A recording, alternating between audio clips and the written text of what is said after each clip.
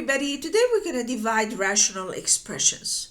So first what we need to do here is we need to turn it into multiplication. The way we do that, we leave the first rational expression the way it is, turn the division into multiplication, then write the reciprocal of the second rational expression. So that's what we're going to be doing today. We're going to turn it into multiplying rational expressions.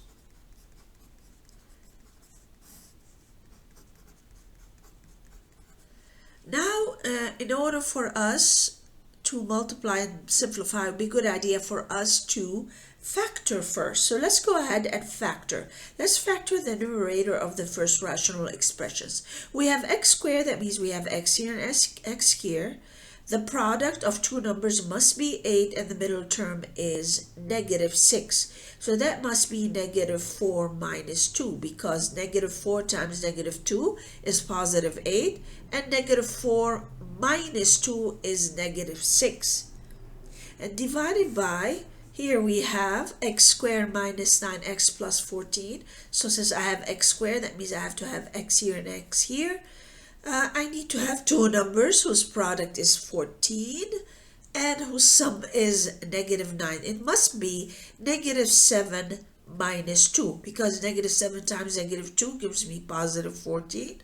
-7 plus -2, or -7 minus 2, gives me -9, times, we're going to have to factor the second rational expressions. So factoring the numerator, I have x squared here, so x here and x here, 56. The product is -56 and the sum is +1. There's an invisible 1 in here.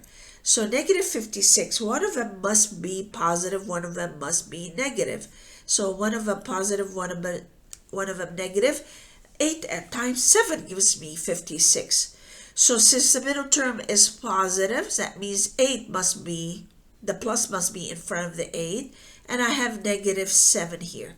So 8 times -7 is -56, and 8 plus -7, or 8 minus 7, gives me 1.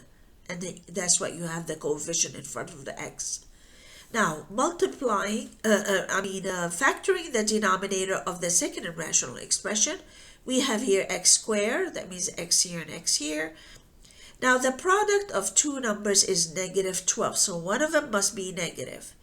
And the difference is -1, so it must be 4 and 3.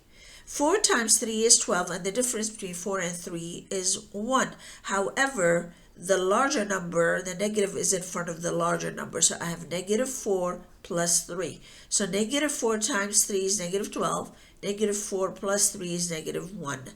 That's what I have here. So now I need to multiply and simplify, or simplify then multiply. It doesn't really matter. You can do this if you like. Now you select common factors in the numerator and the denominator, and they cancel out. So I have x minus 4 in the numerator and x minus 4 in the denominator. They cancel each other. So x minus 4, this is 1 and this is 1. And I have x minus 2 in the numerator, and I have x minus 2 in the denominator. Again, I have x minus 7 in the numerator and x minus 7 in the denominator.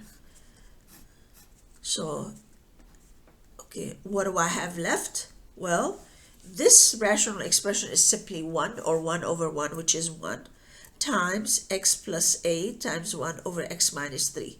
So I have x plus 8 in the numerator and x plus 3 in the denominator. We cannot simplify it any further. This is your answer. I hope you find this video helpful. Have a good day, everybody. Bye-bye.